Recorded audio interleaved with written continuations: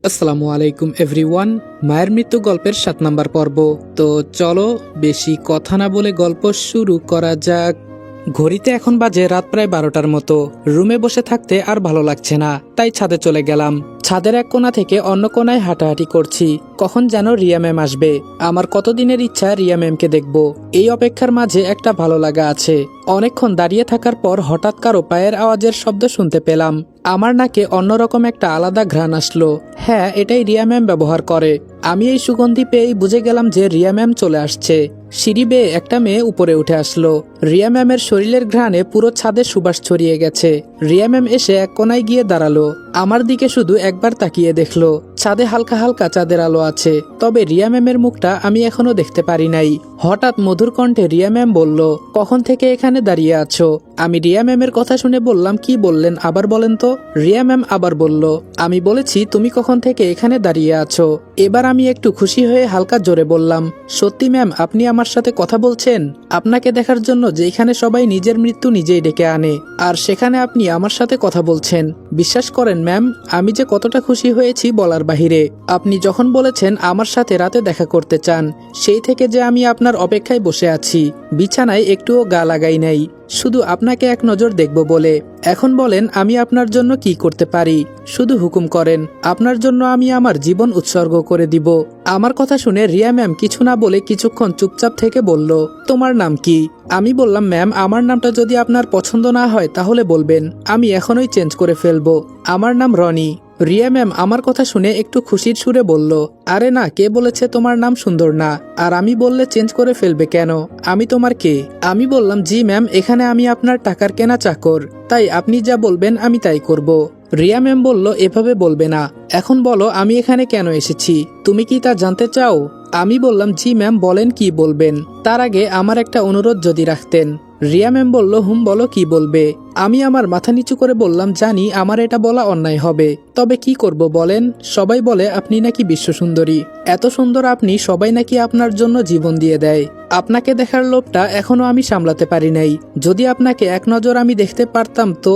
আমার কথা শুনে রিয়া ম্যাম একদম চুপচাপ দাঁড়িয়ে আছে, কোনো কথা বলছে না। তাহলে আমি কি ভুল কিছু বলে ফেলেছি? রিয়া ম্যাম হয়তো আমার কাছে এটা আশা করে নাই। এবার আমি রিয়া ম্যামের সামনে গিয়ে পা ভাঁজ করে হাঁটু গেড়ে নিচে বসে বললাম, ম্যাম আমি আগেই বলেছি, আমি যদি ভুল কিছু বলে থাকি তাহলে আমাকে মাফ করবেন। আমি এভাবে বলতে চাই নাই। কি করব বলেন, আমার ভেতরে একটা আগ্রহ আপনাকে এক নজর দেখব বলে। এবার আমার কথা শুনে রিয়া ম্যাম বলল, উঠে দাঁড়াও আগে। রিয়া ম্যামের কথা মতো আমিও তাই করলাম। হঠাৎ রিয়া ম্যাম আমার কাছে এসে আমার হাত থেকে ফোনটা নিয়ে ফোনের লাইট অন করে রিয়া ম্যাম নিজের মুখে ধরে বলল, নাও ভালো করে দেখে নাও। রিয়া ম্যামকে দেখে আমি তো ধপ করে নিচে বসে পড়লাম।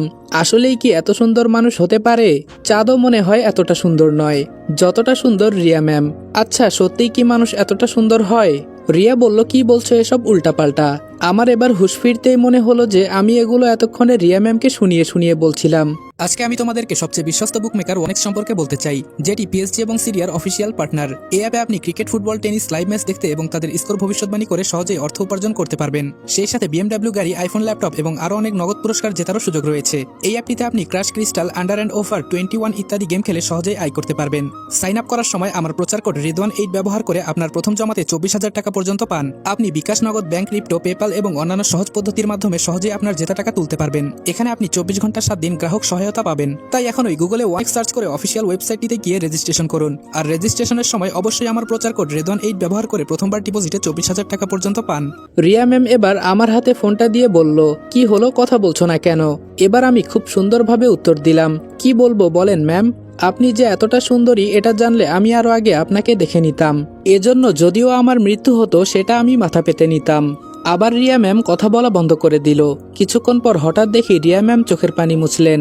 এটা দেখে আমি তো বোকা হয়ে গেছি। তার মানে রিয়া ম্যাম এতক্ষণ কান্না করছিল, আর আমি এটা বুঝতেও পারি নাই।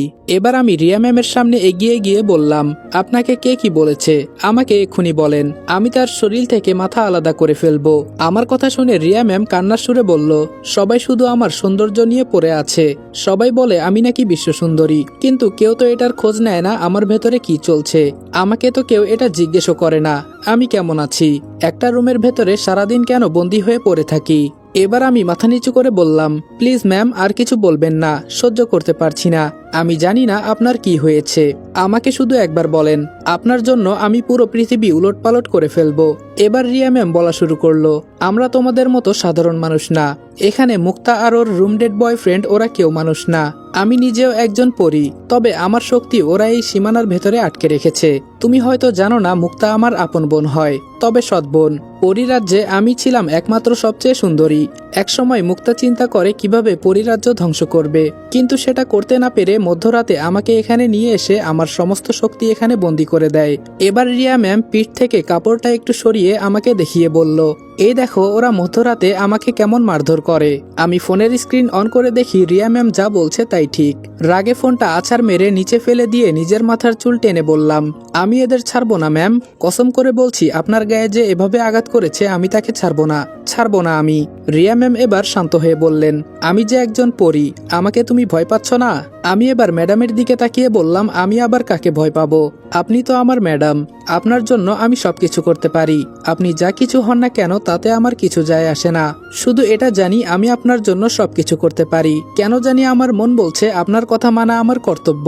রিয়া ম্যাম বলল, তোমার আম্মুকে তোমার চাচাতো বোন আর তোমার সৎ বাবা মারতো না।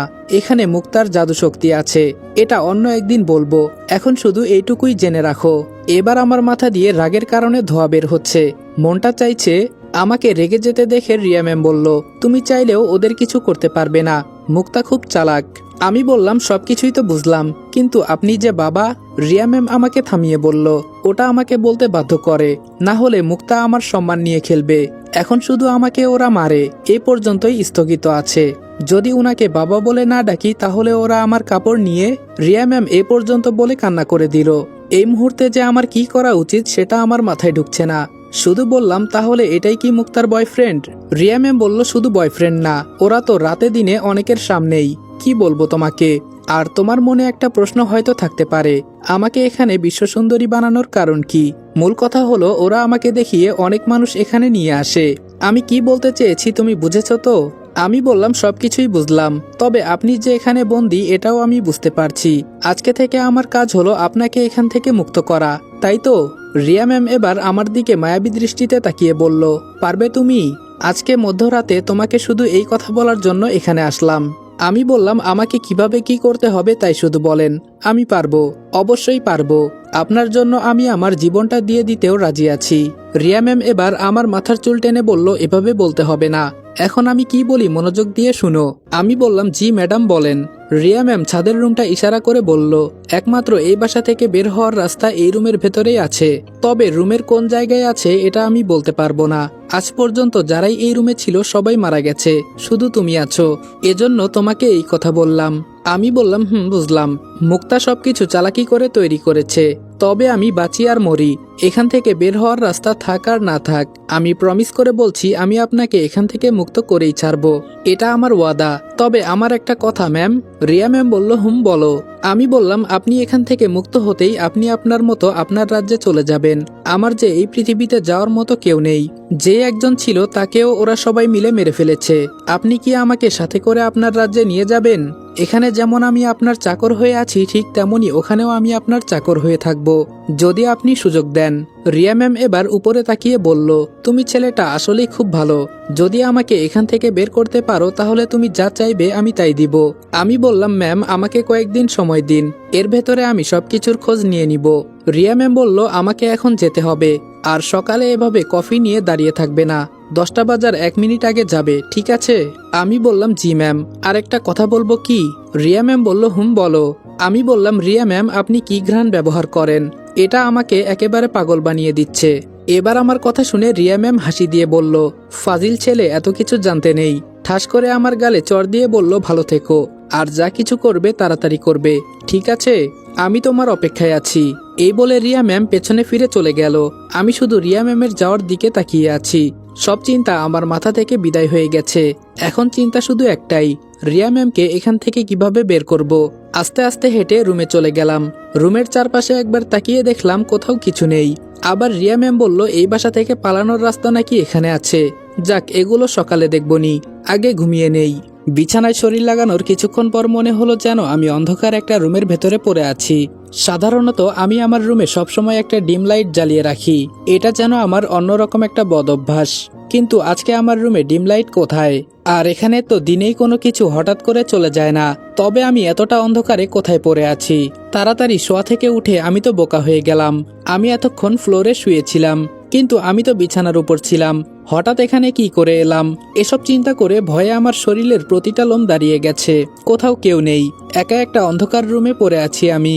কেমন যেন মনের ভেতরে একটা ভয় চলে আসছে। হঠাৎ করে আমাকে অবাক করে দিয়ে আলো জ্বলে উঠল। আমার সামনে রিয়া ম্যাম লম্বা ধারালো একটা ছুরি নিয়ে দাঁড়িয়ে আছে। ছুরিটা দেখি একদম চকচক করছে। এটা দেখে তো ভয়ে আমার কলিজায় পানি নেই। যাকে আমি বাঁচাতে চেষ্টা করছি, আজকে সেই মানুষটি আমাকে মারার জন্য ছুরি নিয়ে দাঁড়িয়ে আছে। রিয়া ম্যাম এবার আমার দিকে তাকিয়ে বলল, তুই কি কোনোদিন আমার সাথে দেখা করেছিলি? আমি উত্তর দিলাম, না ম্যাম, আপনার সাথে আমার কখনো দেখা হয় নাই। রিয়া ম্যাম বলল, তাহলে তুই আমাকে দেখে কিভাবে চিনলি যে আমি তোর রিয়া ম্যাম? আমি বললাম, জি ম্যাম, আপনার শরীরে আলাদা একটা ঘ্রাণ আছে, যেটা আমার নাকে গেলেই আমি বুঝে ফেলি যে আপনি আমার আশেপাশে কোথাও আছেন। রিয়া ম্যাম বলল, আমি কোথায় আছি না আছি সেটা দেখে তোর লাভ নেই।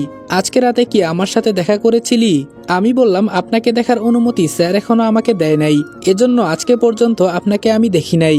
রিয়া ম্যাম এবার ছুরিটা শক্ত করে ধরে বলল, আমি যদি চাই তাহলে তোর মুন্ডু এখনই নামিয়ে ফেলবো। এখন সত্যি করে বল, রাতে কি আমার সাথে দেখা করেছিলি? আমি বললাম, আমি বলেছি তো আজকে রাতে আমি কারোর সাথে দেখা করি নাই। এবার রিয়া ম্যাম আমার সামনে এসে বলল, সত্যি করে বল বলছি, না হলে এখনই তোর গলায়। আমি বললাম, আমি সত্যি কথা বলছি ম্যাম। এ কথাটা বলতেই মুহূর্তের ভেতরে রিয়া ম্যাম আমার গলা বরাবর ছুরি বসিয়ে দিল। আমি তো লাফ দিয়ে ঘুম থেকে উঠে গলায় হাত দিয়ে দেখি সবকিছু ঠিকঠাক আছে। ভয়ে আমার শরীর থেকে ঘাম বের হচ্ছে। তার মানে আমি কি এতক্ষণ স্বপ্ন দেখছিলাম? কিন্তু রিয়া ম্যাম আমাকে মারতে চাইলো কেন? হঠাৎ করে বাহিরে কিসের যেন একটা শব্দ পেলাম। দরজার কাছে উকি দিয়ে দেখি রিয়া যাকে বাবা বলে ডাকে তিনি আর মুক্তা দুজনেই দুজনকে জড়িয়ে ধরে আছে। আর মুক্তা আস্তে করে বলছে, দেখেছো, আমি বলেছিলাম না রিয়া এখানে আসে নাই? তুমি অযথা সন্দেহ করলে। এখন তো ঘুমাতে হবে নাকি? মুক্তার কথা শুনে মুক্তার বয়ফ্রেন্ড মুক্তাকে কোলে নিয়ে বলল, এখন আর তোমাকে ঘুমাতে দিব না, আজকে সারা রাত হবে। এই কথা বলে ওরা চলে গেল। আমি বিছানার উপর বসে চিন্তা করলাম, তার মানে মুক্তা আমাকে নিয়ে জানতে চেয়েছিল রিয়া এখানে এসেছে কিনা। ভাগ্য ভালো যে আমি কোনো কিছু স্বীকার করি নাই। আসলে রিয়া ম্যাম সত্যি কথাই বলেছে, মুক্তা মেয়েটা খুব চালাক। আমাকে ভেবে চিন্তে সবকিছু করতে হবে। তবে একটা কথা কি, রিয়া ম্যামকে আমার খুব ভালো লেগেছে। সবাই বলতে পারে হয়তো সুন্দরী বলে, হ্যাঁ এটাও হতে পারে, আবার নাও হতে পারে। একজন বিশ্ব সুন্দরীর প্রেমে পড়তে সবাই বাধ্য, তবে এটা যে সত্যিকারের প্রেম তা বলা যাবে না। হয়তো আমার যেমন রিয়া ম্যামকে ভালো লাগে, তেমনি যে প্রথম অবস্থায় রিয়া ম্যামকে দেখবে তারও হয়তো রিয়া ম্যামকে ভালো লেগে যাবে। যাক, এসব ফালতু চিন্তা আমার করে লাভ নেই। এমনি সারা রাত ঘুমাই নাই, এখন একটু ঘুমিয়ে নেই। বিছানায় গিয়ে ঘুমিয়ে পড়লাম। সকালে উঠে দেখি ঘড়ির কাঁটায় 9টা বাজে। রাতে ঘুমাতে পারি নাই, এজন্য আজকে ঘুম থেকে উঠতে দেরি হয়ে গেছে। কিন্তু আজকে আমাকে কেউ ডাক দিতেও আসে নাই। কাহিনী কি? ব্রাশটা হাতে নিয়ে ওয়াশরুমে চলে গেলাম। ফ্রেশ হতে হতে একটা জিনিস আমার মাথায় আসলো, রিয়া যদি মুক্তার সৎবোন হয় তাহলে জেলে যে ব্যক্তি ছিলেন তিনি কে, যাকে আমি মুক্তার বাবা হিসেবে চিনি? আমার এই প্রশ্নের উত্তর হয়তো রিয়া ম্যামের কাছে আছে, কিন্তু রিয়া ম্যামের সাথে আমি তো আর দেখা করতে পারবো না। আমরা যে দেখা করেছি এটা হয়তো মুক্তা কোনোভাবে জানতে পেরেছে, তবে আমি কোনো কিছু স্বীকার করি নাই, এজন্য হয়তো এটাও বুঝতে পারে নাই। নিচে নামতে নামতে 9:30টার মতো বেজে গেল। নিচে নামতেই দেখি সুমন আমার দিকে বড় বড় চোখ করে তাকিয়ে আছে। আমি সুমনকে এভাবে তাকিয়ে থাকতে দেখে বললাম, কি রে, আমার দিকে তুই এভাবে তাকিয়ে আছিস কেন? সুমন আমাকে ধমক দিয়ে বলল, চুপ বেটা, তুই আর কথা বলিস না। 3বার তোর রুমের সামনে গিয়ে তোকে ডেকে ফিরে এসেছি, তোর উঠার কোনো খোঁজ খবর নেই, এজন্য রেগে চলে এসেছি। যদি ম্যাম শোয়া থেকে উঠে কফি না পায় তাহলে কি করবে জানিস তো? আমি মুচকি হাসি দিয়ে বললাম, আমার কাজ আমি বুঝে নিব, আমার জন্য তোর এত চিন্তা করতে হবে না, বুঝলি? এই মুহূর্তে বন্যা কফির মগ আমার হাতে দিয়ে বলল, কথা পরে বলো, আগে তাড়াতাড়ি ম্যামের রুমের সামনে গিয়ে দাঁড়াও, না জানি কখন উঠে যায়, আমার তো খুব ভয় হচ্ছে। বন্যার হাত থেকে কফির মগটা নিয়ে রিয়া ম্যামের রুমের সামনে চলে গেলাম। রিয়া ম্যাম সময় মতো উঠে আমার হাত থেকে কফির মগটা নিয়ে চলে গেল, তবে আমার দিকে তাকায় নাই, হয়তো সবাই সন্দেহ করবে এজন্য। যেই আমি পেছনে ফিরে চলে যাব তখন মুক্তা সামনে এসে বলল, কি ব্যাপার রনি, চোখ মুখ লাল হয়ে আছে কেন? মনে হচ্ছে সারা রাত ঘুমাও নাই। মনে মনে বললাম, এই মেয়ে তো দেখি অনেক চালাক, আমাকে কথার ভাঁজে ফেলে কথা নিতে চায়। আমিও বললাম, আসলে ম্যাম হয়েছে কি, মাঝরাতে আমি একটা ফালতু স্বপ্ন দেখেছি। এরপর থেকে সারা রাত ঘুমাতে পারি নাই, এজন্য এই অবস্থা। মুক্তা বলল, তা সেটা কি স্বপ্ন ছিল? আমি মনে মনে বললাম, এই মেয়ে তো দেখি অনেক চালাক, লাঠি ভেঙে যাবে তাও মচকাবে না। মুক্তা বলল, বারবার তুমি কি চিন্তা করো? আমি বললাম, আসলে ম্যাম একটা রাক্ষস এসেছিল আমাকে মারতে। মুক্তা বলল, ছেলে নাকি মেয়ে? আমি বললাম, জি মেয়ে ছিল। মুক্তা বলল, বয়স কত ছিল? এবার আমি রেগে বললাম, কি শুরু করলেন আপনি? আমি কিছু বলছি না বলে যা ইচ্ছা তাই প্রশ্ন করবেন। আমি কতবার বলেছি বাজে একটা স্বপ্ন দেখেছি, এজন্য আমি ঘুমাতে পারি নাই। তাও আপনি আমাকে অযথা প্রশ্ন করছেন। থাকেন আপনি, আমার নিচে অনেক কাজ পড়ে আছে। এই কথা বলেই আমার মনে হলো আমি তো এখানে এই কাজের জন্যই এসেছি। চুপচাপ কিছু না বলে নিচে চলে গেলাম। গিয়ে দেখি বন্যা সুমনের সাথে কি বিষয় নিয়ে আলাপ করছে। আমাকে দেখে থেমে গেল। আমি ওদের কাছে গিয়ে বললাম, তা বাচ্চা কাচ্চা কয়টা নিবি? আমার কথা শুনে বন্যা লজ্জা পেয়ে আমাদের সামনে থেকে চলে গেল। সুমন আমাকে ঘুষি দিয়ে বলল, শালা শুধু উল্টাপাল্টা কথা বলিস, এখন বল সবকিছু কি ঠিকঠাক ছিল? আমি বললাম, তোর কি মনে হয় আমাকে? আমি কোনো রকম ঝামেলায় পড়তে চাই না ভাই। হঠাৎ কে জানি একটু জোরে আওয়াজ করে বলল, ভেতরে স্যার প্রবেশ করেছে, সবাই নিজ নিজ কাজে লেগে পড়ো কেমন? কিছুক্ষণ পর দরজা দিয়ে ভেতরে প্রবেশ করলো মুক্তার বাবা, যিনি আমাকে জেল থেকে বের করেছে। আমার মনে হয় কি এটা মুক্তার বাবা নয়, ওরা কোনো রহস্য লুকিয়ে রেখেছে। আমি মুক্তার বাবাকে দেখে যেই কাছে যাব তখন পেছন থেকে মুক্তা ডাক দিয়ে বলল, কোথায় যাচ্ছ? আমি বললাম, স্যারের কাছে।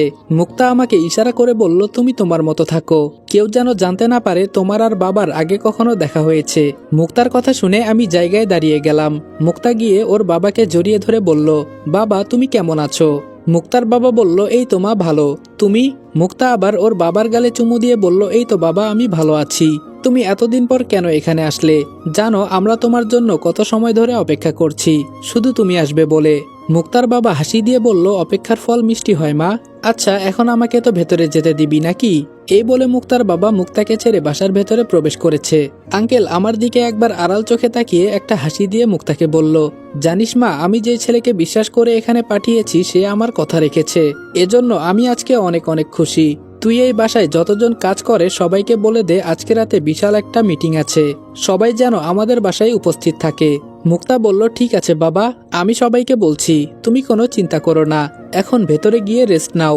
মুক্তা সহ ওর বাবা ভেতরে চলে গেল। সুমন আমার কানের কাছে মুখ এনে বলল, দেখে তো ওদের বাবা মেয়ে মনে হয় না, কেমন যেন চেহারার একটা অমিল আছে। আমি হাসি দিয়ে বললাম, কে বলেছে ওরা বাবা মেয়ে? ওরা প্রতিটা মানুষ মিলে আমাদের সাথে নাটক করছে। তোর যদি বিশ্বাস না হয় তাহলে গিয়ে দেখ, এই লোকটা মুক্তার আসল বাবা না, চেহারার উপরে তার একটা মুখোশ আছে। থাক এসব বলে আমাদের কি, এখন আমার সাথে কিচেন রুমে চল, তোর সাথে আমার কিছু কথা আছে। আমি সুমনকে নিয়ে কিচেন রুমে চলে গেলাম। গিয়ে দেখি বন্যা রান্না বান্না করছে, আর ওর অবস্থা ঘেমে একাকার হয়ে গেছে। আমি এবার সিসি ক্যামেরার দিকে তাকিয়ে বললাম, হয়তো আমরা আজকে যা কিছু বলবো তোমরা সব দেখবে এবং শুনতেও পারবে, তবে আমার একটা অনুরোধ, এই ভিডিওটা কেটে ফেলবে, কাউকে কিছু বলবে না। তোমরা কি চাও না একটা ভালোবাসার জয় হোক? এই পর্যন্ত বলেই চুপ করলাম। সুমন আমার দিকে তাকিয়ে বলল, তুই কি করতে চাস বলতো? এবার আমি বললাম, এই মুহূর্তে এখানে তুই বন্যাকে প্রপোজ করবি, না হলে আমার হাতে মার খাবি। বন্যাকে যে তুই ভালোবাসিস সেটা বলিস না কেন?